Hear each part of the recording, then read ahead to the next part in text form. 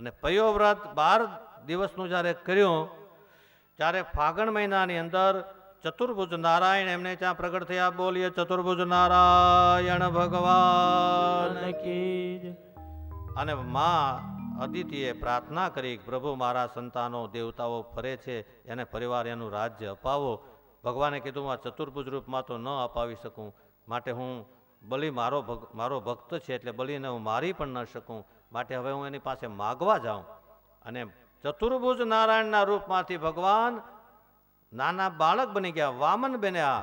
એટલે એ ભગવાનનો અવતાર થયો. બોલીએ વામન નારાયણ ભગવાન કી. વામન ભગવાનનો બહુ તેજ હતો. યજ્ઞોપવિત સંસ્કાર થયા, ઋષિ મુનિઓ પધાર્યા. કોઈ એને મેખલા પહેરાવી, કોઈ એને કમંડળ આપ્યું, કોઈ રુદ્રાક્ષની માળા આપી, કોઈએ પાદુકા આપી, લલાટે ત્રિપુંડનું ભસ્મ કર્યું છે અને ત્રિગ્રંથિમાં બ્રહ્મસૂત્ર ધારણ કર્યું છે. વેદોનો સાર ગાયત્રી છે અને ગાયત્રી મંત્રનો જપ કરતા કરતા અને ગાયત્રી મંત્રનો વિસ્તાર એ ભાગવત છે. અને આવી રીતે ભગવાન વામન જ્યારે તૈયાર થયા ત્યારે ગુરુએ કહ્યું એક કામ કર બેટા, એક ભિક્ષા લઈને આવ. અન્નપૂર્ણામાં એને ભિક્ષા આપે છે કે બેટા એક કામ કર, હજી વધારે ભિક્ષાની જરૂર છે, માટે તું ભૃગુ કચ્છમાં, આપણે જ્યાં હાલ ભરૂચ, એ ભૃગુ કચ્છમાં વામન ભગવાનને મોકલે છે. શા માટે? આપણે ચૂંટણી આવે એટલે 5 વર્ષ માટે કોઈ એક ઉમેદવાર જીતે, 5 વર્ષ સુધી એના ઉપર રહી શકે, ફરી ચૂંટણી આવે. એમ કાયમી માટે ઇન્દ્રનું પદ મેળવવું હોય તો શું કરવું? બલિરાજાએ પૂછ્યું કે આપણે ઘડીએ ઘડીએ યુદ્ધ થાય, દેવતાઓ પરાજિત કરે તો શું કરવું? એટલે શુક્રાચાર્ય મહારાજ ગુરુએ કહ્યું હતું કે 100 યજ્ઞ કરો એટલે તમે કાયમી માટે અશ્વમેઘ 100 યજ્ઞ થાય એટલે કાયમી માટે તમને ઇન્દ્રનું પદ મળે. એવા 99 યજ્ઞ પૂરા થયા. 100મો યજ્ઞ ભૃગુ કચ્છમાં હાલ ભરૂચ છે ત્યાં થતો હતો બલિરાજા દ્વારા. ઋષિમુનિઓ છે, અસુરો છે, અને એવે વખતે વામન ભગવાન હવે ત્યાં પધારે છે. કેવી રીતે આવતા હતા?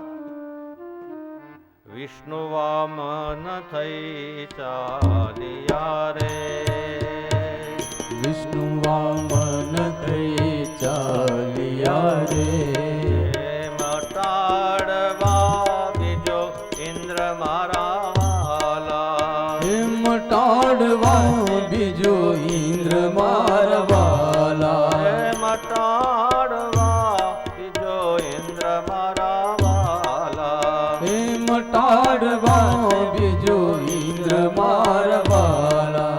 વિષ્ણુ વામન થઈ ચાલ્યા રે, વિષ્ણુ વામન થઈ ચાલ્યા રે, શ્વેત છત્ર શિર પર ધર્યું ધીરે, છત્ર શિર પર ધર્યું ધીરે, આ કર્મા કમંડળ સાર મારા વાલા, કર્મા કમંડળ ચાર મારા વાલા.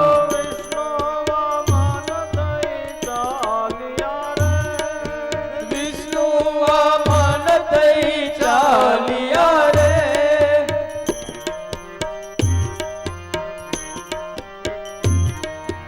સરસ્વતી હાર આરોપતા ધીરે, સરસ્વતી હાર આરોપતા ધીરે, સરસ્વતી હાર આરોપતા ધીરે, સરસ્વતી હાર આરોપતા ધીરે, હે માતા પીરસે પકવાન મારા વાલા, માતા પીરસે પકવાન મારા વાલા. વિષ્ણુ વામન થઈ ચાલ્યા રે, વિષ્ણુ વામન થઈ ચાલ્યા રે,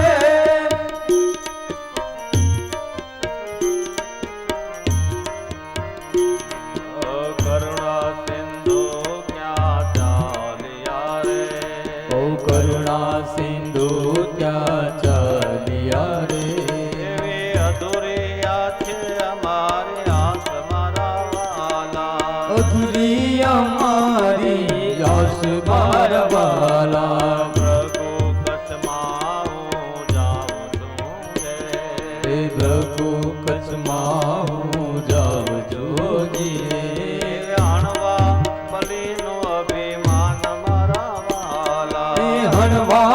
બલીનું અભિમાન મારવાલા હણવા બલીનું અભિમાન મારા વાલા. હણવા બલીનું અભિમાન મારવાલા વિષ્ણુ વામન થઈ ચાલ્યા રે. વિષ્ણુ વામન થઈ ચાલ્યા વિષ્ણુ વામન થઈ ચાલ્યા રે. હે વિષ્ણુ વામન થઈ ચાલ્યા રે વિષ્ણુ વામન થઈ ચાલ્યા રે. હે વિષ્ણુ વામન થઈ ચાલ્યા રે વામન ભગવાનના શિર ઉપર છત્ર ધારણ કર્યું છે. આકાશમાં વાદળાઓ છાયા કરી રહ્યા છે અને વામન ભગવાન સુંદર એવો બાળક રૂપમાં જ્યારે નાની એવી પોતળી પહેરી છે, જનોઈ ધારણ કરી છે, માથા ઉપર શિખા છે અને આવા વામન ભગવાન જ્યારે બલિરાજાના દરવાજા પાસે આવ્યા ત્યાં તો આખો સભાની અંદર પ્રકાશ થઈ ગયો. આવું તેજ હતું. બ્રાહ્મણને વિદ્યાથી માન મળે છે, ક્ષત્રિયને પરાક્રમથી માન મળે છે, વૈશ્યને સંપત્તિથી માન મળે છે, શુદ્ર એટલે સેવક, સેવકને સેવા કરવાથી માન મળે છે. અહીંયા તો બ્રહ્મ તેજથી ભરેલા ભગવાન વામન જ્યારે પધાર્યા, બલિરાજા ઊભા થઈ પૂજા કર્યું. મહારાજ, આજ મારો યજ્ઞ પૂર્ણ થયો, આપ જેવા કોઈ ભૂદેવ મારે ત્યાં પધાર્યા. અને એવી કથા છે કે બલિરાજાના વખાણ વામન ભગવાને કર્યા. પહેલી વાત તો એ, ભગવાન પાસે એવું માગવું, કોઈની પાસે માગવું ન પડે. જ્યારે માગવા જાય ને ત્યારે વામન બની જવું પડે. વિરાટ ભગવાનને આજ વામન બનવું પડ્યું. બીજું, જ્યારે માગવા જઈએ ને ત્યારે કોઈકના વખાણ કરવા પડે. ને જે જીભથી હરિના ગુણ ગવાય એ જીભથી ખોટા કોઈના ગુણ ન ગવાય. સાચી વાત હોય તો એના ગુણનું વર્ણન કરવું જોઈએ. વ્યક્તિમાં, કોઈ સંતમાં, કોઈ પણ માણસમાં સારા ગુણ હોય એના વર્ણન કરાય. પણ ન હોય અને આપણા સ્વાર્થ ખાતર જો વર્ણન કરીએ તો સરસ્વતી માતાનો કોપ ઉતરે છે. વાણી ધીમે ધીમે ધીમે લુપ્ત થતી જાય. એવે સમયે કીધું, તમારા પિતા કોણ હતા? વિરોચન, હિરણાક્ષિપુ, તમારા દાદાઓ કોણ હતા? બધા બહુ વખાણ કર્યા. એટલે કીધું, મહારાજ તમે નાના છો ને આ બધું જાણો છો? એ કે હું ઘણા વર્ષથી આમ, ઉંમર મારી ભલે નાની છે પણ હું તારા દાદા, એના દાદા, એના દાદા, એનાય દાદો છું. એટલે એમ કે હું ભગવાન છું એવો એને. મહારાજ પૂજા કરી, સિંહાસન પર બેસાડીને કીધું કે માગો, શું આપું? મેં કીધું, મહારાજ હું અસંતોષી માણસ નથી, સંતોષી છું, પણ તો વચન આપ મને આપીશ કે તમે જે માગો, મારું મસ્તક માગો તો આપી દઈશ. કે ના ના, મારે મસ્તક નથી જોતું, પણ તું મને વચન આપ. એટલે કે હું આપીશ. કે તો એક કામ કર, શું મારા પગલાથી માપીને 3 ડગલા પૃથ્વી મને આપ. હસવા લાગ્યો બલિરાજા. મહારાજ તમે મારું નામ નહીં સાંભળ્યું હોય. દુનિયાની અંદર દાતારીમાં મારું નામનો પહેલો નંબર આવે છે. બલિ મહારાજના દરવાજેથી એક વખત કોઈ યાચક આવે ને એને એટલું આપવામાં આવે કે જિંદગી પર્યંત નહીં, 7 પેઢી સુધી એને કોઈ માગવું ન પડે. અને આજ તમે મારી પાસે 3 ડગલા પૃથ્વી માગો છો? કે ભાઈ હું સંતોષી માણસ છું, મારે વધારે ન જોઈએ. કાલ એક ગ્રસ્તને ઓટલે બેઠીને સંધ્યા કરતો હતો, મારી સંધ્યા પૂરી ન થઈ ત્યાં મને ઉઠાડી દીધો. આપણી 3 ડગલા પૃથ્વીમાં મારા જેટલી નાની ઝૂંપડી બને એમાં રહીને ભજન કરવું છે, મારે વધારે શું કરવું? શુક્રાચાર્ય મહારાજ એમના ગુરુ છે, એણે કાનમાં આવીને કીધું, બલિરાજા આ સામાન્ય બ્રાહ્મણ નથી, આ નારાયણ લાગે છે ને તારું બધું લઈ લે છે, અને આમને ધ્યાન રાખજે નહીતર આ બધું ઉઠાવી લે. ગુરુને તેમ થાય ને, સ્વાભાવિક વાત છે. બ્રાહ્મણ હોય તો એના યજમાન હોય એના તરફ ખેંચે, ગુરુ હોય તો એના શિષ્ય તરફ ખેંચે. એને એમ થાય કે એનું જતું ન રહે. અને એવે સમયે બલિરાજાએ કીધું કે મહારાજ જો નારાયણને મારે આંગણે માગવા આવવું પડતું હોય તો આજ બલિરાજા માથું આપવા તૈયાર છે. આજ તો મારે આંગણેથી નારાયણ પાસે જાય. એટલે ગુરુ શિષ્ય વચ્ચે વાંધો પડ્યો. ગુરુ કે નથી આપવું ને શિષ્ય કે આપવું છે. એટલે બોલ બલી, તો આપવા તૈયાર છે કે નહીં? તો હા મહારાજ, કરાવો સંકલ્પ. એટલે શુક્રાચાર્ય મહારાજ કે હું સંકલ્પ નહીં કરાવું. વામન ભગવાન કે હું બ્રાહ્મણ છું ને, મને સંકલ્પ તો આવડે ને, હાથમાં જળ લઈને લાવ, હું સંકલ્પ કરાવું. હાથમાં જળ લીધું જારીમાંથી, તો શુક્રાચાર્ય મહારાજ નાનો જંતુ પૂરો બનીને જારીમાં આડા આવી ગયા. જેમાંથી પાણી આવતું હતું ને ત્યાં અટકી ગયું. ઘણી વખત દાન આપણે દઈએ નહીં ને, કોઈક દાતાર માણસ દાન 25 લાખ કરોડનું દાન અપાતું હોય ત્યારે ઘણા બધા જીવો અંદરથી એને એમ થતું એટલું બધું આ ન દેતા હોય તો.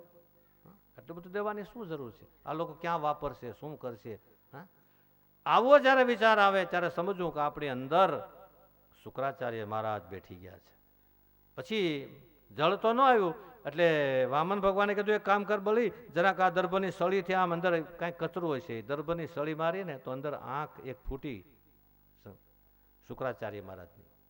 એક આંખ શુક્રાચાર્ય મહારાજની ફૂટી ને રામાયણમાં ભગવાન રામે એક આંખ ઇન્દ્રના પુત્ર જયંતની ફોડી હતી. ભગવાન કોઈની આંખ ફોડે નહીં, ધ્યાન દેના. પણ બે આંખથી સારું દેખાતું નહોતું એને એક આંખ આપી ને જગતને સારું જોવાની દ્રષ્ટિ આપી. આંખ થોડી ફોડે ભગવાન, કોઈ સંત ભગવાન એ આપણી આંખ ના ફોડે, પણ એને એક દ્રષ્ટિ આપી. આગળ આપણે જોઈએ આપો દ્રષ્ટિમાં તેજ અનોખું અને સારી સૃષ્ટિને હું શિવરૂપ દેખું. આ સૃષ્ટિ છે બધી ભગવાનની છે એ હું દેખું, એવી દ્રષ્ટિ આપી. હાથમાં જળ આવ્યું, સંકલ્પ પૂરો થયો, જળ નીચે મૂક્યું અને ત્યાં તો વામનમાંથી થયા વિરાટ. એક પગની અંદર આખી પૃથ્વી અંતરિક્ષ, બીજા પગની અંદર માપી લીધું. મહારાજ બલી હવે ત્રીજો પગ ક્યાં મૂકું? બલી મહારાજ કે હવે બધું તો અપાઈ ગયું પણ મહારાજ મારું શરીર બાકી છે. ત્રીજું ચરણ બલિરાજાના મસ્તક ઉપર મૂક્યું એટલે બલિરાજાને રસાતાળની અંદર પાતાળનું સામ્રાજ્ય આપ્યું ભગવાને, અને દેવતાઓને પરિવાર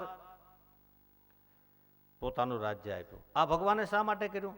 દેવતા માટે. દેવતા એટલે દેવી વિચારધારા, દરેક માનવની અંદર વહેતી એક દેવી વિચારધારા. દેવી વિચારધારા માટે થઈને ક્યારેક ક્યારેક ભગવાન પણ છળ કરે છે. મહાભારતના યુદ્ધમાં તમને ખ્યાલ હશે કે જે દિવસે કર્ણ મારવા, ઘણા બધા પ્રસંગો, હું સમય નથી એટલે વધારે કથા તો આપણે ન કહી શકું. અને કર્ણનો જ્યારે 3.5મા દિવસે રથનું પૈડું ખૂંચ્યું અને કર્ણ કે અર્જુન તું થોડી વાર જાળવી જાજે, હું હમણાં પૈડું બહાર કાઢી લઉં પછી આપણે યુદ્ધ કરીએ. ને એ સમયે નીચે પૈડું બહાર કાઢવા માટે જ્યારે કર્ણ હતો એ સમયે ભગવાને કીધું બાણ માર અર્જુનને. અર્જુન કે ભગવાન યુદ્ધનો નિયમ એવો છે કે જેના હાથમાં શસ્ત્ર ન હોય ત્યાં સુધી મારાથી બાણ ન બનાય, આપણું ધર્મયુદ્ધ છે ને, એવું તો ન થાય ને. ભગવાને કીધું કે 6 મારથીઓએ મળીને તારા એકલા અભિમાન્યુને માર્યો, ત્યારે ધર્મયુદ્ધ ક્યાં હતું? એક સાથે એક બાળકને મારવા માટે 6 મહારથીઓએ મળી અને એને માર્યો. માટે અધર્મી છે અને એના માટે મારવા માટે તારે છળ કરવું પડશે. અને એ સમયે અર્જુનના બાણથી કર્ણ મરે છે. મહાભારતમાં ઘણા બધા કાર્યો ભગવાન એવા કરાવ્યા છે કે જે તમને મને એવું લાગે કે આ ધર્મના કાર્યો નથી, પણ આસુરી વૃત્તિને મારવા માટે ક્યારેક ક્યારેક ભગવાન પણ છળનો ઉપયોગ કરે છે. અને એ સમયે ભગવાને બલિરાજા પાસેથી તો રાજ્ય લઈ લીધું. હવે તમે એક વિચાર કરો, આનો સામાન્ય સમજાય એવો દાખલો, સમય થયો છે આપણે વિરામનો, નાની વાત કરીને હું વિરામ આપીશ કે આ દેવી વિચારધારા ચાલે ને પૃથ્વી ઉપર ત્યારે જીવવાની કેવી મજા આવે. આસુરી વિચારધારા ચાલે ત્યારે જીવવાનો કેવી તકલીફ થાય. સજ્જનો હોય, સવાળા માણસો હોય, સારી રીતે કમાતા હોય, સારી રીતે જીવતા હોય, એને ખોટી રીતે ત્રાસ થાય ત્યારે કેવી મુશ્કેલી થાય. એટલે આસુરી વિચારધારાને, આસુરી કાર્યને મારવા માટે ક્યારેક ક્યારેક ભગવાન આસુરી વિચારનો પણ ઉપયોગ કરે છે. પણ આમાં નિયમ એવો છે કે આપણે કોઈનું લઈએ ને તો પછી એનો બદલો આપવો પડે. એટલે ભગવાને ત્યાં ચોકીદાર થઈને રહેવું પડ્યું. અને બલિરાજાના દરવાજા પાસે ભગવાન ચોકી પેરો ભરતા હતા. ભગવાન આવ્યા નહીં એટલે લક્ષ્મીજીને વિચાર થયો કે એટલા બધા દિવસ થયા ને ભગવાન કેમ ન આવ્યા? નારદજીને પૂછ્યું કે એટલો સમય થયો અને ભગવાન હજી સુધી કેમ ન આવ્યા? એ કે વામન બનીને ગયા હતા, મહારાજ બલિનું બધું લઈ લીધું, તો હવે એની નોકરી કરવી પડે છે, ચોકીદારી કરે છે, તમે જાઓ પાતાળમાં. પછી માં લક્ષ્મીજી સ્ત્રીનું રૂપ લઈને આવે છે અને બલિરાજાના નગરમાં ઉતરે છે. ને જેને ઘરે રોકાય ને એ ધનવાન બની જાય, જેને ઘરે રોકાય એ ધનવાન બની જાય, સંપત્તિ બહુ આવી જાય. અને એમ ખબર પડતા પડતા પડતા બલિ મહારાજને ખબર પડી. બલિરાજાએ એ બેનને બોલાવ્યા, કીધું બેન તમે તો જ્યાં જ્યાં જાઓ છો ત્યાં બધા લક્ષ્મીવાન થાય છે, તો મારે કોઈ બેન નથી, માટે એક કામ કરો ને, આજે મને તમે એક રક્ષાબંધન બાંધો. એ શ્રાવણ મહિનાની પૂનમને દિવસે એ લક્ષ્મીજીએ બલિરાજાને રક્ષા બાંધી. અને પછી કીધું કે ભાઈ મારે હવે તને રક્ષા તો બાંધી, તારે કંઈક આપવું પડે. બલિરાજાએ કીધું માગો બેન, તમે જે માગો એ આપીશ. કે હવે મેં બેન કર્યા એટલે તમારે આપવાનું જ હોય. અને એ સમયે લક્ષ્મીજીએ કહ્યું કે મારે બીજું કાંઈ જોતું નથી, આ તમારા દરવાજા ઉપર જે ચોકીદારી કરે છે ને એ મને આપી દો. લક્ષ્મીજી એક માગ્યું એટલે બલિરાજા કે એ ચોકીદારનું તમારે શું કામ છે? બીજું કાંઈ માગો ને, ધન સંપત્તિ તમારે જે જોઈએ. એ કે નહીં, મારે બીજું કાંઈ જોતું નથી. ત્યારે બલિરાજાને ખબર પડી કે આ ચોકીદાર કરે બીજું કોઈ નહીં, મારું જે લઈ ગયા હતા એ નારાયણને મારી ચોકી કરવી પડે છે. એટલે અંતમાં સર્વધર્માન પરિત્યજ્યતિ મામ એકમ શરણમ વ્રજ અહમ સર્વ પાપેભ્યો મોક્ષયિષ્યામિ મા અચ્યુત. ગીતામાં હું કહી અને ભગવાને કીધું બધા જ આશરાઓ છોડી તો મારે આશરે આવતો રહે, પછી બધા જ પાપ તાપમાંથી હું તને મુક્ત કરીશ. આવી સુંદર કથામાં 10:30 ઉપર થોડોક 2-4 મિનિટ થઈ ગઈ તો વિરામનો ટાઈમ થયો. આવો આપણે 10 મિનિટ માટેનો વિરામ આપીએ. હરે રામ રામ રામ સીતારામ રામ રામ. હરે રામ રામ રામ સીતારામ રામ રામ. હરે રામ રામ રામ સીતારામ રામ રામ. હરે રામ રામ રામ સીતારામ રામ રામ. હરે રામ રામ રામ સીતારામ રામ રામ. હરે રામ રામ રામ સીતારામ રામ રામ. હરે રામ રામ રામ સીતારામ રામ રામ. હરે રામ રામ રામ સીતારામ રામ રામ. હરે રામ રામ રામ સીતારામ રામ રામ. હરે રામ રામ રામ સીતારામ રામ રામ. હરે રામ રામ રામ હરે રામ રામ રામ સીતારામ રામ રામ.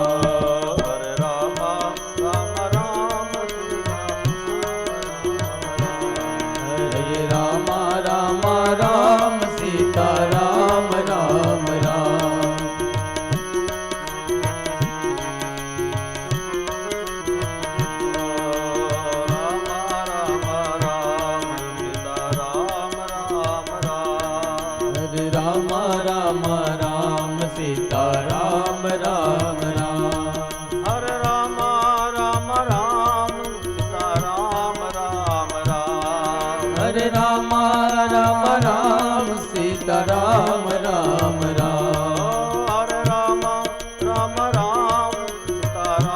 રામ રામ. હરે રામ રામ રામ સીતારામ રામ રામ. હરે રામ રામ રામ સીતારામ રામ રામ. હરે રામ રામ રામ સીતારામ રામ રામ. સીતારામ રામ રામ. સીતારામ રામ રામ. શ્રી રામચંદ્ર ભગવાન શ્યામ સુંદર ભગવાન પવન સુત હનુમાન હનુમાનજી મહારાજ નમઃ. પાર્વતી પતે હર હર મહાદેવ.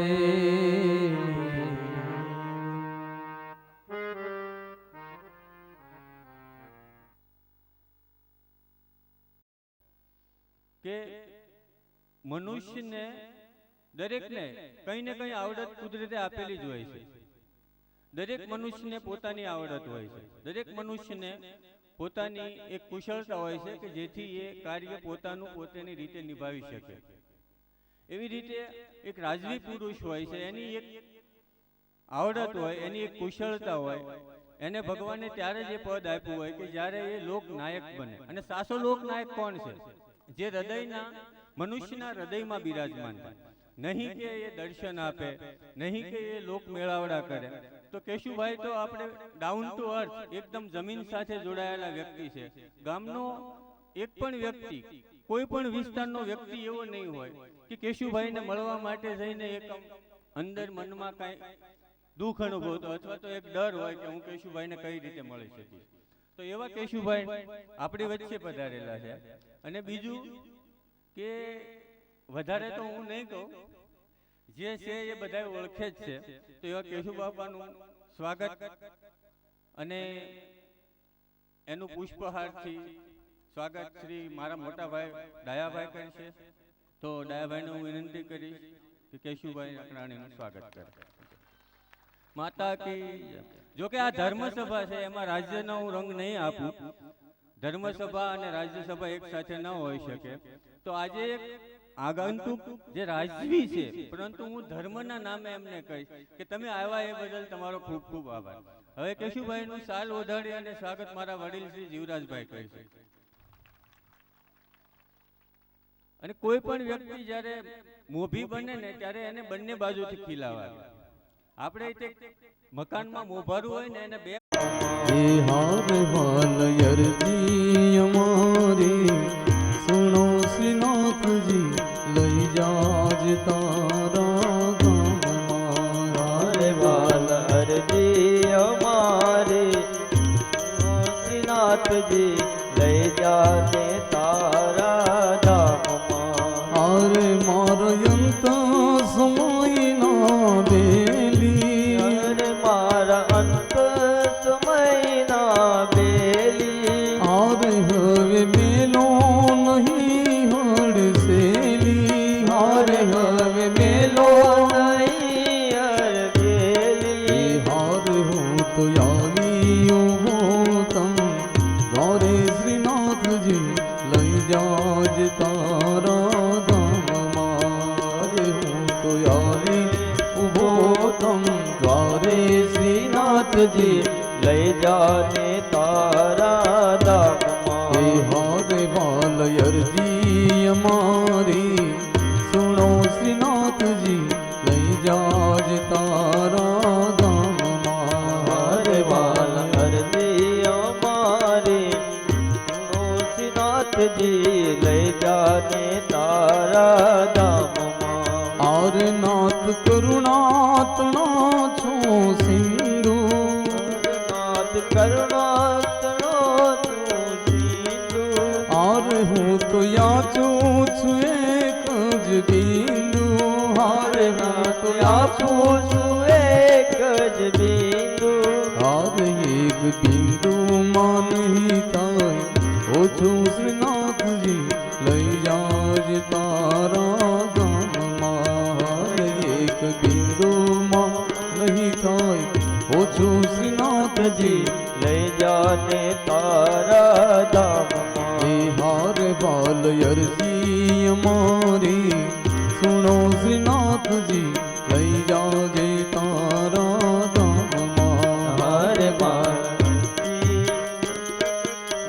સુનો શ્રીનાથજી લઈ જાને તારા ધામમાં. હારે મારું અંતર લેજો વાંચી. હરે મારું અંતર લેજો વાસી. હાર નથી મંદીમાં મેલી લખાતી. હાર નથી મહેંદીમાં મેલી લખાતી. હારે પાને પાને એ પ્રસરી જાતિ શ્રીનાથજી લઈ જાજે તારા ધામમાં. હારે બાલ અરજી અમારી સુનો શ્રીનાથજી લઈ જાને તારા ધામમાં. હાર તને સમજું ને શું સમજાવું.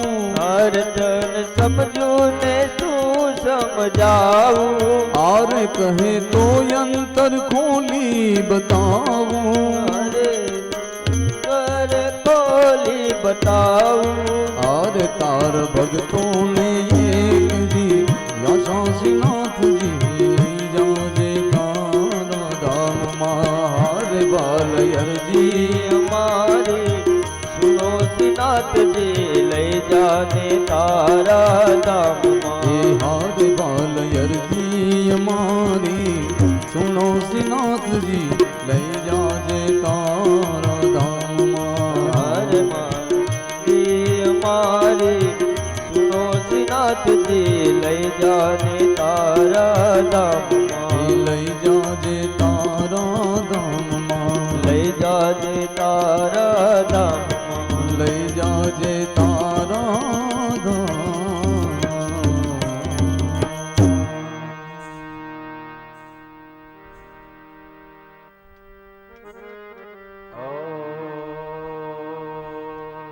નમો ભગવતે વાસુદેવાય. મુખમ કરોતિ વાચાલમ પંગુલં ગયતે ગિરિમ યત્કૃપાતમમ વંદે પરમાનંદં માધવમ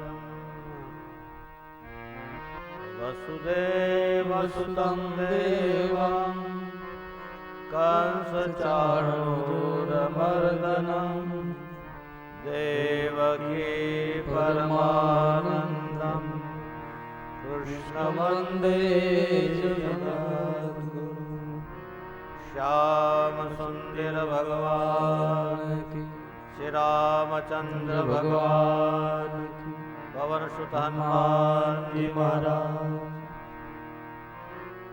અત્યારે ભગવાન રામનું પ્રાગટ્ય થશે, એની આરતી પૂજા થશે અને પછી બધા આપણે પ્રસાદ લેવા માટે 12 વાગે તો જશું જ. 12ના ટાઈમ પહેલાં આ બધું થઈ જશે. એટલે આપણી પાસે 11:05 તે 1 કલાક કરતાં ઓછો સમય છે.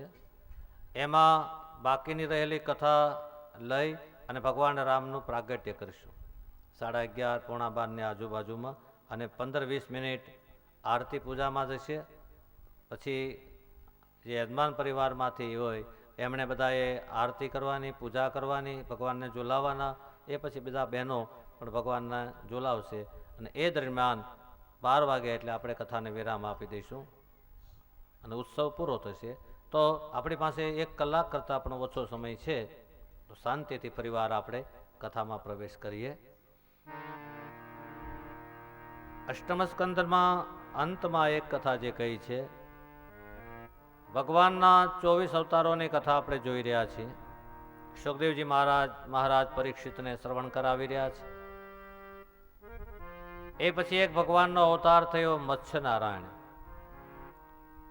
જ્યારે પૃથ્વી ઉપર પ્રલય થવાનો હતો એવે સમયે એકવાર મનુ મહારાજ સ્નાન કરી સરોવરમાં અને સૂર્ય ભગવાનને અર્ઘ્ય આપતા હતા. એમાં એક માછલું હાથમાં આવ્યું, નાનું એવું. એટલે મનુ મહારાજે એને કમંડળમાં મૂક્યું તો કમંડળમાં વધ્યું, એટલે મોટા વાસણમાં મૂક્યું તો એમાં વધ્યું. જેમાં મૂકે એમાં માછલું વધતું જાય. સરોવરમાં મૂક્યું, સમુદ્રમાં મૂક્યું તો મોટું મત્સ્ય થયું, મોટું મત્સ્ય થયું. અને એ સમયે મનુ મહારાજે એમને પ્રાર્થના કરી કે આપ કોણ છો? ત્યારે મત્સ્યનારાયણ ભગવાને કીધું કે હું મત્સ્યનારાયણનો અવતાર છું. થોડા સમયમાં પ્રલય થવાનો છે, એટલા માટે મારા શિંગડું છે, શિંગડા ઉપર તમે એક દોરડું બાંધી એક નાવમાં બેસી જજો. એમાં સપ્તઋષિઓ, ઔષધિઓ, વેદો અને બધા જ પ્રકારના જે બીજ છે, એ અન્નના બીજો, એ બધું લઈ અને તમે એમાં રહેજો. તો હું ઘણા કાળ સુધી હું તમને પાણી ઉપર ફેરવતો રહીશ અને પાછો જ્યારે યુગ શરૂ થાય ત્યારે એ બધા જગતને કામ લાગે. આપણા માટે કેટલું બધું કર્યું છે. એક એક કથા જોઈએ તો આપણને ખ્યાલ આવે છે. આપણે મેં એક વારે પણ કીધું, ફરીવાર કહી દઉં, આ બધું અન્ન છે, એનું જે બીજ છે, એનો જે કણ છે, એના માટે ભગવાને કેટલું બધું આપણા માટે કર્યું. કેટલી બધી ઔષધિ, સૂર્યની ઉર્જા, ચંદ્રમાની શીતળતા, સમુદ્રમાંથી વાદળા, વાદળામાંથી વરાળ, વરાળમાંથી પાણી અને એમાંથી વરસાદ, વરસાદમાંથી વળી અન્ન પાકે. કેવી બધી ભગવાને રચના કરી છે. એ ભગવાનની કથા છે. આપણને જીવન જીવવા માટે ભગવાનની ઉર્જા મળે. આજના વૈજ્ઞાનિકો પણ કહે છે અને આપણા ઋષિમુનિઓએ પણ કહ્યું છે કે આ સૂર્ય ભગવાન છે ને, એ જેટલી આપણા પૃથ્વીથી અંતરમાં છે ને છેટા, એટલી આપણને ઉર્જા મળી રહી છે. એનાથી નજીક જો પૃથ્વી જાય તો આ બધું બળી જાય, અને એનાથી થોડી પૃથ્વી દૂર જાય તો હિમયુગ આવે.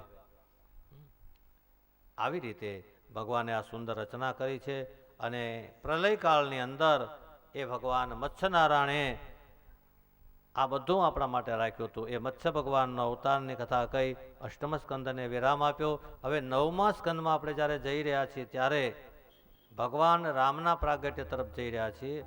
તો રામ આવ્યા એ પહેલા રામના પૂર્વજોની જે કથા છે સૂર્યવંશની, એ કઈ છે. 9મો સ્કંદ એટલે ઈશાનું કથા, ભક્ત અને ભગવાનની કથા. સુંદર કથા છે. આપણે આગળ જોઈ ગયા કથાની અંદર આ વૈવસ્વત મનુની કથા છે. સૌથી પહેલા એક અદિતિ બ્રહ્મ હતું. ભગવાન બ્રહ્મ સાકાર બન્યા, નારાયણ બન્યા નારાયણની નાભીમાંથી કમળ, કમળથી બ્રહ્મા, બ્રહ્માના મનથી મરીચી, મરીચીને ત્યાં કશ્યપ, કશ્યપને ત્યાં અદિતિથી વિવસ્વાન નામના સૂર્ય થયા, આ વિવસ્વાનને ત્યાં વૈવસ્વત મનુ થયા, એને શ્રાદ્ધદેવ પણ કહે છે. અને ત્યારથી સૂર્યવંશ આગળ ચાલ્યો.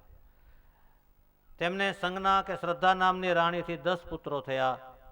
ઈશ્વાકુ, નૃક, શર્યાતિ, દૃષ્ટિ. જાણજાના લગભગ મોટા ભાગે ભાગવતની કથામાં આવી બધી કથાઓ લેતા નથી. સમયની કાંઈક મર્યાદા હોય, કાંઈક એમ લાગે કે હવે આપણે કથા જ પૂરી કરવી છે એટલે આવે આગળની કથાઓ બહુ ઓછી લેવાય છે. એટલે તમને થોડીક નવી કથા મળશે તો ધ્યાનથી તમે અડધો કલાક, પોણો કલાકનો ટાઈમ છે. એટલે આમ તો મારે કેવું નથી અહીં પડતું કે તમે શાંતિ રાખો. શાંતિ રાખવાનું કેવું જ નથી પડતું. બહેનોની એટલી સંખ્યા હોય, ભાઈઓને એટલી સંખ્યા હોય તો એ શાંતિ જ રહે છે. અને આ જ પુરાવો છે કે અહીં ભગવાન આવ્યા છે, આ જ પુરાવો છે કે અહીંયા આપણા પિતૃદેવતા આવ્યા છે. તો એમાં ભગવાન રામના પહેલા જે થયા એમની આ બધી કથા છે. એમાં જે 10 પુત્રો થયા એમાંથી એક પુત્ર હતા, એનું નામ હતું પૃષગ્ન. અને પૃષગ્નને ગુરુ મહારાજે ગાયની સેવા આપી હતી. અમે ગઈકાલ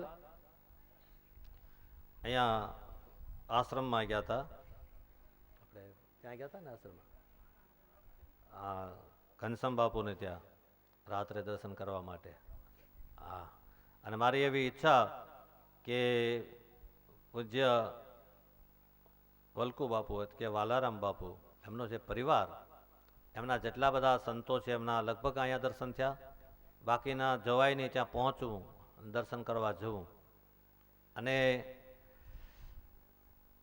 ત્યાં જઈએ એટલે આપણને શાંતિ મળે, આનંદ મળે, આશ્રમના દર્શન થાય, સંતોના દર્શન થાય. અને તમે બધા ભાગ્યશાળી છો કે તમારા માથે આવા બધા સંતો પ્રગટ થયા. એટલે તમારા કુળને પણ એક વંદન કરવા જેવું, એ માતાઓ અને પિતા જે હોય એને પણ એક વંદન કરવા જેવું. કારણ કે જે કુળની અંદર કોઈ મહાપુરુષ પ્રગટ થાય એ કુળને તમે ભાગવત કર્યું સારી વાત છે, અને કરજો જ્યારે સમય મળે ત્યારે. મને જ બોલાવો એવું હું નથી કહેતો, તમે ગમે ને બોલાવીને કરજો, પણ કરજો. પણ તમારા કુળમાં બધાનો ઉદ્ધાર થઈ જ ગયો છે કે જે કુળની અંદર એક સંત બને ને એને 71 પેઢી તરી જાય. 71 પેઢી તો તમારે તો કેટલા બધા મહાપુરુષોમાંથી પ્રગટ થયા. એટલે ભાગ્યશાળી છો. આ ભૂમિ બળવાન છે. મેં પહેલા દિવસે કીધું કે આ ભૂમિ બળવાન છે. તો આવા મહાપુરુષોની જે આ ભૂમિ છે એમાં બધા સંતો છે, અને એમાં આપણે ભાગવતની કથા એટલે તો શું કહેવાનું હોય. બહુ આનંદ આવે છે. તો પૃષગ્ન મહારાજને ગુરુદેવે ગાયની સેવા કરવાનું કહ્યું હતું. મેં કાલે ગૌશાળા જોઈ, અને એ ગૌશાળાની અંદર મેં અત્યાર સુધી મેં ઘણી બધી ગૌશાળા, મારે તો કથામાં જવાનું હોય એટલે સંતોના આશ્રમમાં જવાનું હોય, ગૌશાળામાં જવાનું હોય, ઘણી બધી ગૌશાળા જોઈ, મોટી મોટી ગૌશાળા જોઈ, પણ આવી ગૌશાળા નથી જોઈ. એવી સુંદર ગૌશાળા બનાવી છે, એવી ગાયોની સેવા કરે છે. એટલે વિશેષ મારે આપને કાંઈ નહીં કહેતા, કથા જ આગળ લેવી છે. પણ એક કામ ખાસ કરજો કે એક માતા પિતા, એક ગાય, એક સાધુ સંત કે બ્રાહ્મણ, એટલાને ખાસ સાચવજો. એટલું ખાસ સાચવવાનું. એટલું હચવાશે તો આપણા પરિવાર જે છે ને એ સુખમાં શાંતિમાં રહેશે. બને એટલી એની સેવા કરવી. તો એક દિવસ પૃષગ્ન મહારાજ ગૌશાળામાં હતા અને રાતના સમયે સિંહ આવ્યો, અને સિંહે ગાય ઉપર તરાપ મારી. પૃષગ્ન મહારાજે તલવારથી સિંહ ઉપર વાર કરી. સિંહનો તો કાન કપાણો, પણ ગાયનું મસ્તક કપાણું. બીજે દિવસે સવારે ખબર મળ્યા એટલે સવારે ગુરુ પાસે ગયા, અને ગુરુએ કીધું, બેટા હવે તું રાજગાદી ઉપર બેસી શકીશ નહીં, કારણ કે તારા હાથથી ગૌહત્યા થઈ, હવે તારાથી રાજગાદી ઉપર ન બેસી શકાય. એ પછી એણે સદાને માટે સંન્યાસ લઈ અને ભગવાનનું ભજન કર્યું હતું. એ પૃષગ્ન મહારાજની કથા કહી. એ પછી એ વંશની અંદર આગળ જતા જતા મનુ મહારાજના એક પુત્ર, એને ત્યાં શર્યાતી એમના પુત્રી થયા સુકન્યા. દીકરો સારો થાય ને તો એક કુળને તારે. જે ઘરે દીકરો હોય એ એક કુળને તારે, પણ દીકરી 2 કુળને તારે છે. એક તો પોતાના પિતાનું નામ રોશન કરે, સાસરે જાય ત્યારે એ પક્ષનું નામ રોશન કરે. એટલે દીકરી દીવો છે. અને બીજી એક વાત, અત્યારના સમયમાં આપણે તો અહીં સારું છે, પણ અત્યારના સમયમાં થોડું થોડું એવું હવે સારું થતું જાય છે. નહીંતર દીકરી હોય તો એને માટે થોડીક તકલીફ રહી છે. એટલે આજથી એવા સંકલ્પ કરજો કે ભગવાન દીકરો આપે ત્યારે તો ઉત્સવ કરવાનો જ, પણ દીકરી ભગવાન આપે ને ત્યારે એનો ઉત્સવ બહુ કરવો. દીકરીનું કારણ શું છે? ભગવાને જ આ સૃષ્ટિ બનાવીને એમાં બધું સમાન રાખવા માટે બનાવી છે. આપણે બધા દીકરાને જ માગશું ને દીકરીઓ ઓછી થઈ જશે તો સમાજની અંદર દીકરી વગર જગત આગળ નહીં ચાલે. ભગવાને જે રચના કરી છે ને, આજે આપણે ખેંચ પડી ગઈ છે બધા સમાજની અંદર, દીકરીઓની ખેંચ છે. એનું કારણ દીકરીનો જન્મ થતાં પહેલા, એવી કથાઓ મારા અહીંથી ન કહેવાય પણ એવું ઘટના બને છે. એટલે આજથી એક એવા કરશું કે ભગવાન આપણને દીકરો આપે ત્યારે ઉત્સવ કરવાનો, પણ દીકરી આપે ત્યારે ડબલ ઉત્સવ કરવાનો. તો એક સરિયાતી નામની એ દીકરી હતી અને સરિયાતી રાજાને ત્યાં સુકન્યા નામની દીકરી હતી. અને એક દિવસ રાજાની સાથે વનમાં ગયેલા, એમાં તંબુ કરીને બધા વનની અંદર ફરતા હતા, તંબુમાં રાત્રિ રોકાય. એક દિવસ સવારે આ સુકન્યાએ પોતાની સખીઓ સાથે એક રાફડો જોયો અને એ રાફડાની અંદર એક ચળકતા બે પ્રકાશ જોયા. એટલે એને વિચાર થયો કે આ શું હશે? એટલે શૂળથી એમાં આમ જોયું તો લોહી નીકળ્યું ને એને ખોલ્યો તો એની અંદરથી એક ઋષિ નીકળ્યા, બે આંખ ફૂટી ગયેલી. એટલે રાજાએ આવીને ઋષિની પાસે ક્ષમા માગીને કીધું, મહારાજ મારી દીકરીથી આ ભૂલ થઈ ગઈ, માટે આપ ક્ષમા કરો. ઋષિએ કીધું કે આમે અમારું શરીર ભજન માટે હોય અને શરીર તો એક દિવસ નાશ થવાનું છે, માટે હું તને ક્ષમા આપું છું. પણ રાજાને સંતોષ ન થયો, એમ એની કન્યા સુકન્યાને સંતોષ નહીં થયો. એણે કીધું, પિતાજી આ વૃદ્ધ ઋષિની સાથે મારા લગ્ન કરાવો, હું એની સેવા કરું. હું ફરીને કહું છું કે આ દેશની દીકરી, બેન, માતા, હા, એના બહુ આપણા માટે તેનું યોગદાન છે. તમે ક્યારેક ઘરે આપણે એકલા હોઈએ ને, કોઈ ઘરે હોય ને એક દિવસ ચા તો બનાવજો, ખબર પડે કે ચા બનાવવામાં કેટલી મુશ્કેલી પડે. હા, અને ક્યારેક રોટલી બનાવવાનો સમય તો ન આવે, પણ બનાવી હોય તો ભારતના નકશા જેવી રોટલી બની જાય. એ આખી જિંદગી રસોઈ કરીને જમાડે, ચા પાણી પીવડાવે, ઘરની અંદર સાચવે. હા, તો એમને ઘરમાં કોઈ ઘરની અંદર કલેશ ન થાય, કોઈના જીવન એવા બરબાદ ન થાય. એવી કથા સાંભળ્યા પછી આપણે બધા, તમે તો સંસ્કારી છો, મારે બહુ કહેવાની કાંઈ જરૂર નથી ને હું દાખલાય નથી બહુ દેતો, પણ મને એક દ્રષ્ટાંત યાદ આવી ગયું. બહુ જૂના વખતમાં કથાકારો કહેતા હતા, એક પતિ પત્ની હતા અને પછી બેની વચ્ચે થોડો સંવાદ થયો. એટલે પત્નીએ કીધું કે જો અમે ઘરને સાચવીએ ને એમાં તમારું નામ થાય. પતિએ કીધું કે નહીં, અમે કમાઈએ છીએ ને એટલે તમે સાચવો છો, બાકી અમે ન કમાતા હોય તો ક્યાંથી તમે નામ શું કરો? એ કે તમારો કમાવાનો ધર્મ છે, પણ ઘરને તમારી કીર્તિ કેમ રાખવી તો અમારા હાથમાં હોય. તો કે તો એવો પ્રયોગ, તો કે એક દિવસ હું પ્રયોગ બતાવીશ. એમાં ગામડાનો સમય અને એમાં મહેમાન બે ત્રણ ઘરે આવ્યા અને ઘરધણી ઘરે નહોતા. એટલે મહેમાનને ખાટલો પાથર્યો, ગોદડી પાથરી દીધી, બેસાડ્યા. પછી મહેમાન બેઠા એટલે બેન બારા આવીને થોડુંક આમ મોઢું નિમાણું કરીને થોડીક આંખમાં આંસુ લાવીને કીધું, બીજું તો કાંઈ નહીં, પણ તમે આવ્યા એ સારું થયું, પણ તમારા ભાઈનો સ્વભાવ હમણાં થોડાક મગજમાં ફરક પડી ગયો છે, એટલે જમાડશે, ચા પાણી પીવડાવશે, જમાડશે, બધું કરશે, ને પછી આ સાંભેલું છે ને એ નવું બનાવેલું સાંભેલું હતું. તમને ખબર પેલા ખાંડતા ગામડામાં જૂના માણસોને ખબર, શહેરમાં તો આ કાંઈ ખબર ન પડે. એ આગરીમાં રાખેલું. એ કે પછી આ સાંભેલાથી મહેમાનને મારે છે.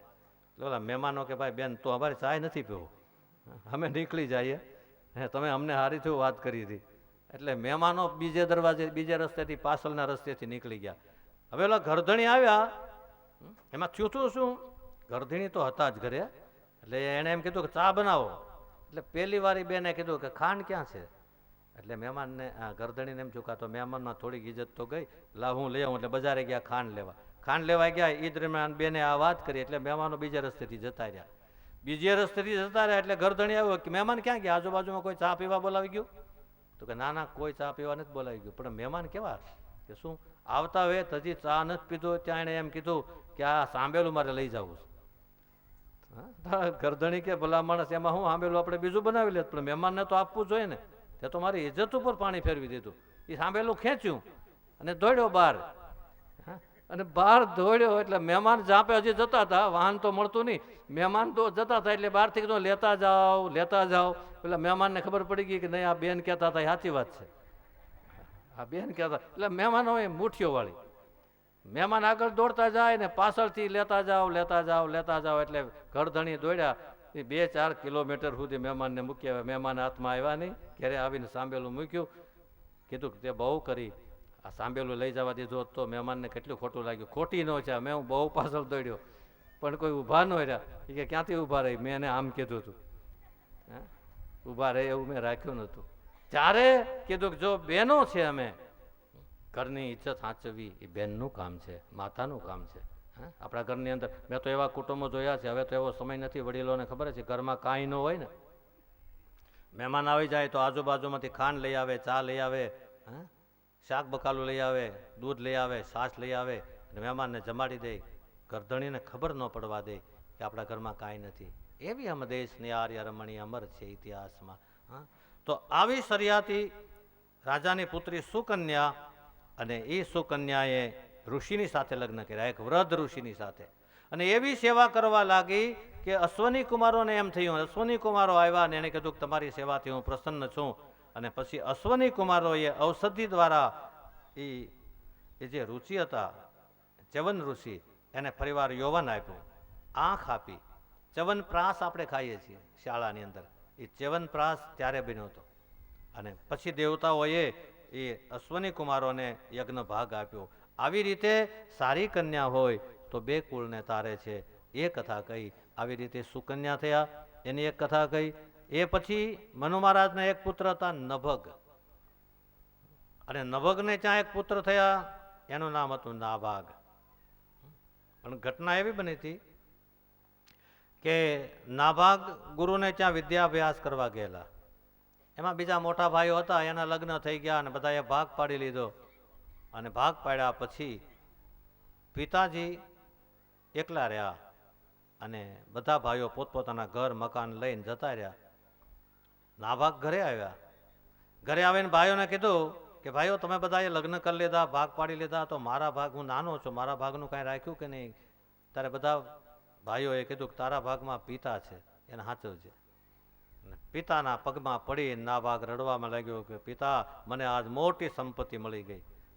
ભલા ભાઈઓએ ભાગ પાડી લીધો, પણ મને આજ, હું ફરીને આપને કહું છું કે આપણા એરિયામાં તો સારું છે, આપણા સૌરાષ્ટ્રમાં સારું છે, સુરતમાં પણ સારું છે, પણ બની શકે તો માતા અને પિતાને પહેલા સાચવવા. અને જેના ભાગમાં માતા પિતા આવે ને એ ભાગશાળી હોય છે. એકવારની એક ઘટના છે, બોમ્બેથી આવો ત્યારે રસ્તામાં એક વૃદ્ધાશ્રમ આવે છે, અને ત્યાં થોડાક મકાનો પણ સુખી માણસોએ બનાવેલા છે. અને એમાં એક બે માં અને એક કથાકારે, મારા મિત્ર છે, ત્યાં ગયેલા. એણે મને વાત કરી હતી કે હું જ્યારે મળવા ગયો પછી બે માં બેઠા હતા એક રૂમની અંદર, એને મળ્યો, પછી બે કથા સંભળાવી. પછી કીધું માં મજામાં છો ને? એટલે હસતા હતા, દાંત પડી ગયેલા હતા, ને ચહેરાના શરીરની આમ કાચળી વળી ગઈ હતી ને. આવા વૃદ્ધમાં 80-80, 70-70, 80-80, 90-90 વર્ષ થઈ ગયેલા. પછી એક માં હતા, એને કીધું કે દાદા આ મારી છે ને તમારી સામે હસે છે, પણ આગળ રાત પડે ને એટલે રડતા જ હોય છે. કે માં હું શું કામ રડો છો? એટલે રડવા લાગ્યા. એને કીધું માં અહીંયા વૃદ્ધાશ્રમમાં રહેવું પડે, પછી એમાં આ તો પાછલી અવસ્થા છે, ભજન કરજો, રડવાનું હોય. ત્યારે માએ કીધું તું કે મારો એક જ દીકરો હતો અને એને મેં બહુ ઊંચા કુળમાં ઊંચા ઘરે પરણાવ્યો, ભણેલો હતો, એને ભણેલી પુત્રવધુ પણ મળી, પણ લગ્ન થયા પછી પુત્રવધુએ આવીને એમ કીધું કે આ માં હવે ઘરમાં મને ગમતા નથી. પછી મારો દીકરો મને અહીંયા 20,000 રૂપિયા દર મહિને આપી જાય છે, અહીંયા ફી ભરે છે, પણ હું જ્યારે ઉપર આમ બીજે ત્રીજે માળે જાઉં ને સામે એનો બંગલો છે, એના બંગલાની અંદર જે ગાર્ડનમાં લોન હોય એમાં નાના નાના એના બાળકો રમતા હોય, ને સવારમાં મને એમ થાય કે મારા દીકરાના છોકરાઓને રમાડવાનો મારો અધિકાર નહીં. એટલે મને આંસુ આવી જાય છે. આ કથા સાંભળ્યા પછી આપણા માતા પિતા, આપણા વડીલ દાદા દાદી જે હોય એને ખૂબ સાચવવા. તો આપણે આ રામાયણની, હું તમને રામાયણની કથા તો આગળ કહીશ, પણ રામાયણ જીવાવવી જોઈએ. રામ કેવી રીતે જીવ્યા એ આપણે જીવાવવું જોઈએ. એટલે એ નાભાગ થયા અને એને પિતાની સેવા બહુ કરી હતી ને, એટલે એને ઘેર કોણ થયા? મહારાજ અંબરીશ, એનો દીકરો અંબરીશ. અને અંબરીશે એકાદશીનો વ્રત રાખેલું અને નિર્જળા એકાદશી કરતા હતા, અને એમાં પરીક્ષા કરવા માટે થઈ અને એક દિવસ દુર્વાસા મુનિ આવ્યા. ને દુર્વાસા મુનિ સ્નાન કરવા ગયા, એમાં બારસ આવી જતી હતી. બ્રાહ્મણોને પૂછ્યું કે મારે વ્રતનું પારણું તો કરવું પડે, હવે શું કરવું? એટલે બ્રાહ્મણોએ બતાવ્યું કે તમે હાથમાં જળ લઈ અને પાણીથી, જળથી તુલસીનું પાન મૂકીને આચમન કરી લો એટલે પારણું થઈ ગયું ગણાય, અને તમે જમ્યા પણ ન ગણાવ. આવું કર્યું અને દુર્વાસા મુનિ આવ્યા એટલે દુર્વાસા મુનિ ક્રોધે ભરાણા કે હું તમારે ઘરે મહેમાન છું, ઋષિ છું, તમે પારણું કરી લીધું. જટામાંથી કૃત્યા કાઢી ને કૃત્યા મારવા દોડી પણ એવે સમયે ભગવાન નારાયણનું સુદર્શન ચક્ર છૂટ્યું, દુર્વાસા મુનિની પાછળ પડ્યું. અને દુર્વાસા મુનિ જ્યાં જાય ત્યાં ચક્ર પાછું પાછું પાછળ પાછળ પાછળ આવે. બધા દેવતાઓ પાસે ગયા, છેલ્લે નારાયણ પાસે ગયા. ભગવાન નારાયણ કીધું કે હું તો ભક્તને પરાધીન છું, મારા ભક્તને મેં આજ આપી દીધું છે. 1 વર્ષે દુર્વાસા મુનિ અંબરીશ રાજા પાસે આવીને કીધું, મહારાજ મારી ભૂલ થઈ ગઈ, મેં તમને પરેશાન કર્યા. અને એ વખતે રાજા કહેવા લાગ્યા, મહારાજ મારા સામે હાથ નહીં જોડતા, તમે ઋષિ છો, હું તો રાજા છું, હું તમને વંદન કરું. હવે એક કામ કરો, ચક્રને સ્તુતિ કરીને શાંત કર્યો. ચક્ર ભગવાન પાસે જતું રહ્યું અને કીધું 1 વર્ષથી હજી મેં પારણું નથી કર્યું, હવે સાથે બેઠીને પારણું કરીએ. 1 વર્ષે અંબરીશ રાજાએ પારણું કર્યું હતું. એ અંબરીશ રાજા છે. હું આપને એ વાત કહી દઉં, સારા સંતાનો કે પરમાત્માને આવવાની ઈચ્છા ક્યારે થાય? સારા પૂર્વજો હોય ત્યારે થાય.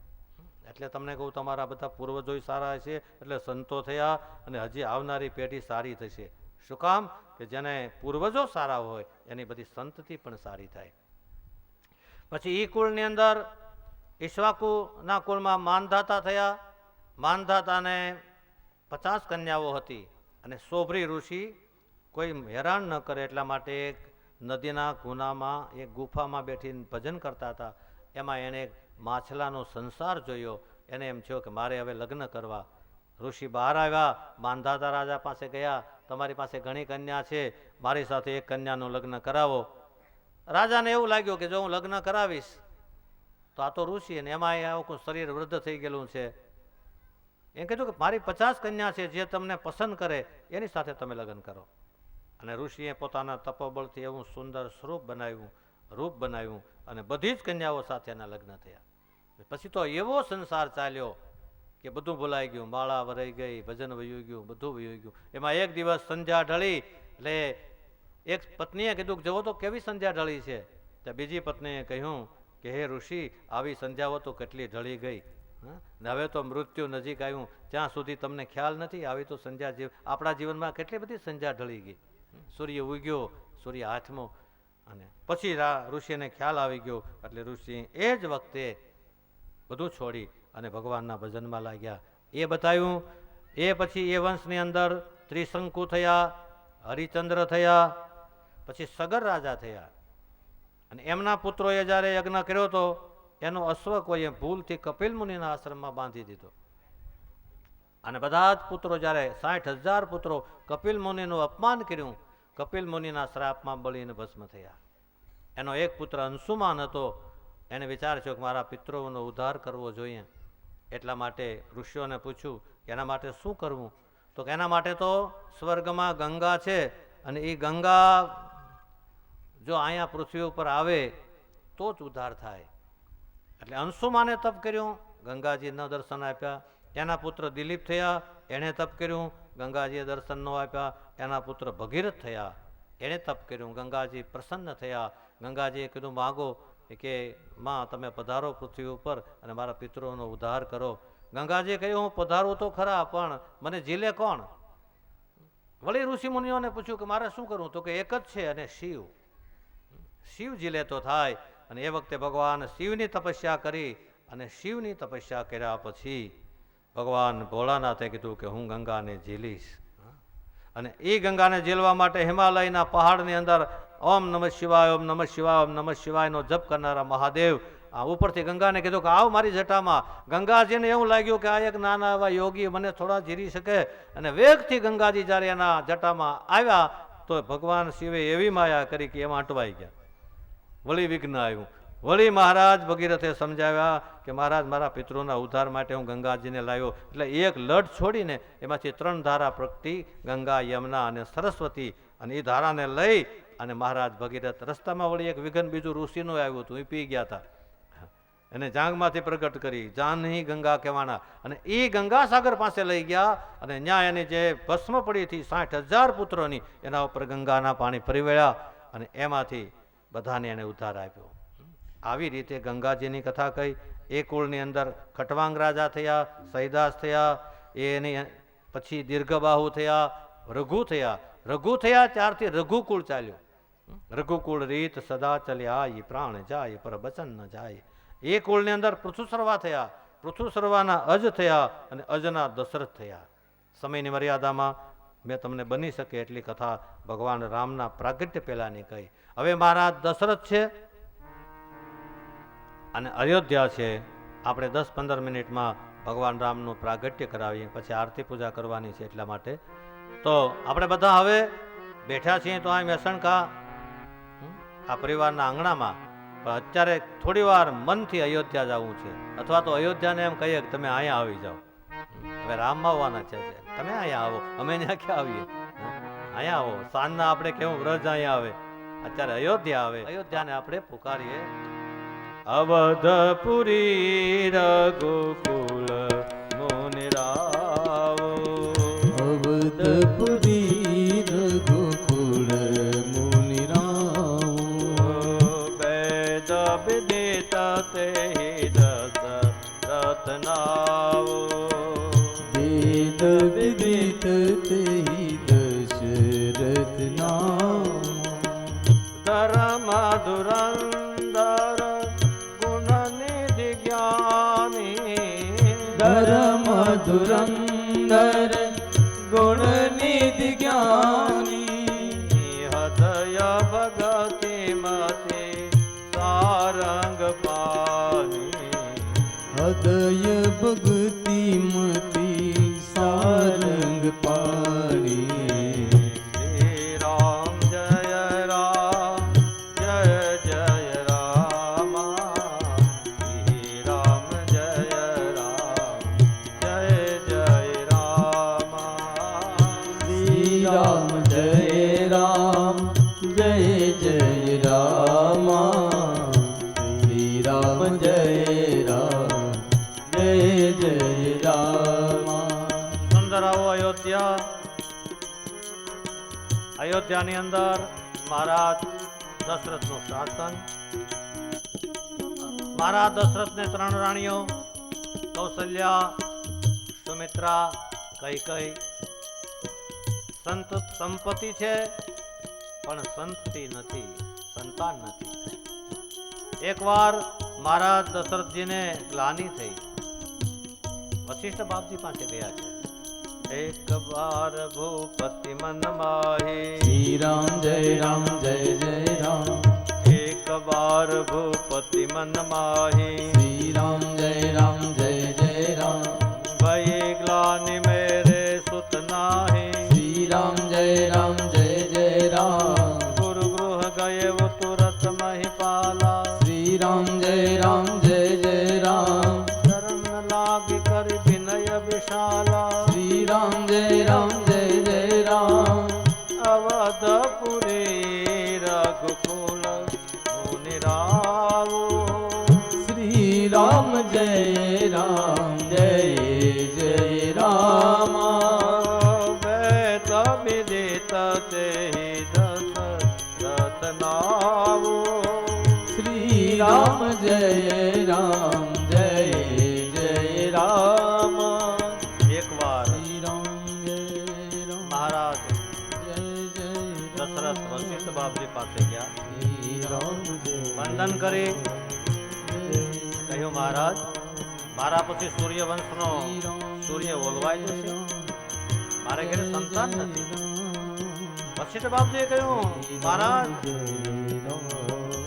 ચિંતા નહીં કરો, એક નહીં 4 પુત્રો ત્રિભુવન વિદિત થશે. ત્રિભુવનની અંદર વંદન કરવા લાયક થશે. આપણે પુત્ર કામેષ્ટિ યજ્ઞ કરીએ. શ્રીંગી ઋષિને બોલાવ્યા. પુત્ર કામેષ્ટિ યજ્ઞની તૈયારી થઈ. આહુતિ અપાવવા લાગી. યજ્ઞમાંથી ધૂમ્રસેર આકાશમાં જવા લાગી. આકાશમાં દેવતાઓ પુષ્પની વૃષ્ટિ કરવા માટે તૈયાર થયા. એવે સમય યજ્ઞનારાયણ ભગવાન પ્રગટ થયા. ભક્તિ સહિત મુનિ આહુતિ દીની. ભક્તિ સાથે મુનિએ આહુતિ આપી. અગ્નિનારાયણ ભગવાન પ્રગટ થયા. ખીરનો પ્રસાદ આપ્યો લઈને મહારાજ દશરથજીને આપવામાં આવ્યો. દશરથજીએ એ પ્રસાદને સૂંઘી અને એ પ્રસાદ 3 રાણીઓને વહેંચ્યો. અડધો ભાગ કરી માં કૌશલ્યાને આપ્યો, અડધામાંથી 2 ભાગ કરી, એક ભાગ સુમિત્રાજીને આપ્યો અને એમાંથી ચોથો ભાગ જે હતો એના 2 ભાગ કરી 2 રાણીઓને આપી અને સુમિત્રામાનો સત્કાર કર્યો. સુંદર દિવસો આવવા લાગ્યા. ભગવાન રામનું પ્રાગટ્ય થવાની તૈયારી થઈ. સુંદર એવા મનોહર આકાશમાં પક્ષીઓનો ગુંજાર થવા લાગ્યો. સરોવરમાં કમળો ખીલી લાગ્યા અને ધીમે ધીમે ધીમે ધીમે ધીમે સરયુ નદી વહેવા લાગી. દેવતાઓ આકાશમાંથી પુષ્પની વૃષ્ટિ કરવા માટે થઈ અને વધારી રહ્યા છે. યોગ લગન ગ્રહ બાર તિથિ સકલ ભયે અનુકૂળ ચર અરુ અચર હરસી રામ જન્મ સુખમૂળ. યોગ લગન તિથિ આ બધું અનુકૂળ થઈ ગયું. જય જય રામ શ્રી રામ જય રામ જય જય રામ. નવમી તિથિ મધુમાસ પુનીતા શ્રી રામ જય રામ જય જય રામ. નવમી તિથિ મધુમાસ પુનીતા શ્રી રામ જય રામ જય જય રામ. શુકલ પક્ષ અભિજીત હરિપ્રીતા શ્રી રામ જય રામ જય જય રામ. નવમી તિથિ ચૈત્ર માસ શ્રી મધુમાસ રામ જય રામ શુકલ પક્ષ અભિજીત નક્ષત્ર બપોરના 12 વાગે આવતું અભિજીત નક્ષત્ર. મધ્ય દિવસ બપોરનો ટાઈમ, લોકો જમી સુવાનો આરામ કરે એવો ટાઈમ. શીતળ મન સુરભી વહાવા લાગ્યો અને એવે સમયે આકાશમાં દેવતાઓ વિનંતી કરવા લાગ્યા. ભગવાનને પધારવાની તૈયારી થઈ. જ્યારે ભગવાન પધારે ત્યારે આખું વાતાવરણ ભગવાનમય બની જાય આવું સુંદર વાતાવરણ થવા લાગ્યું. ભગવાન રામનું પ્રાગટ્ય થવાનું લાગ્યું. ખાલી જય જયકાર કરજો. સુર સમૂહ વિનતી કરી પહોંચે નિજ નિજ ધામ. જગ નિવાસ પ્રભુ પ્રગટેવો અકલ લોક વિશ્રામ સિયાવર રામચંદ્ર કી જય. બોલો ભાઈ સબ સંતન કી જય. સિયાવર રામચંદ્ર કી જય. સિયાવર રામચંદ્ર કી. ચતુર્ભુજ નારાયણ ભગવાનનું પ્રાગટ્ય થયું. હજી ભગવાન રામનું પ્રાગટ્ય નથી થયું, પણ ચતુર્ભુજ રૂપે ભગવાન પ્રગટ થયા. કૌશલ્યામાના મહેલની અંદર ચતુર્ભુજ ભગવાન હાથમાં શંખ ચક્ર ગદા અને પદ્મ ધારણ કરેલા સ્વરૂપે ભગવાનનું પ્રાગટ્ય થયું. ને એ સમયે માં કૌશલ્યા જ્યાં મોઢું ફેરવી ગયા. ભગવાને કીધું, માં હું આવ્યો ને તમે મોઢું કેમ ફેરવ્યું? માએ કીધું, પ્રભુ તમે એવું કહ્યું હતું ને કે હું તમારો દીકરો બનીને આવીશ, તમે તો ભગવાન બનીને આવ્યા. ભગવાન ચતુર્ભુજ નારાયણના સ્વરૂપમાંથી અંતર્ધ્યાન થઈ અને સુંદર બાળ સ્વરૂપ રામચંદ્ર વિના બોલીએ રામચંદ્ર ભગવાન કી જય. આવી રીતે બાળ સ્વરૂપ રામચંદ્ર ભગવાનનું પ્રાગટ્ય થયું. આકાશમાંથી દેવતાઓએ પુષ્પની વૃષ્ટિ કરી. હજી માએ કીધું, પ્રભુ હજી મને ગમતું નથી. કેમ? હજી તમે બોલો છો. બાળક થોડું બોલે, તમે બોલતો આ બંધ થઈ જાઓ. ભગવાનની પાસે ભક્તો છે ને બધું કરાવી લે. ભગવાન બોલતા બંધ થયા. એ કે હજી મને ગમતું નથી. તો કે બાળક જન્મે પછી રડે, કે તમે રડો, અને ભગવાન રડ્યા. આ ભગવાનની લીલા છે. અને એવે સમયે તુલસીદાસજીએ સરસ એવી સ્તુતિ ગાઈ. આપણે ભાવ સાથે ગાઈએ. વય પ્રગટ કૃપાલા દીન દયાલા કૌશલ્યા હિતકારી. ભય પ્રગટ કૃપાલા દીન દયાલા કૌશલ્યા હિતકારી. અરસિત મહતારી મુનિ મનહારી અદભુત રૂપ વિચારી. ભય પ્રગટ કૃપાલા દીન દયાલા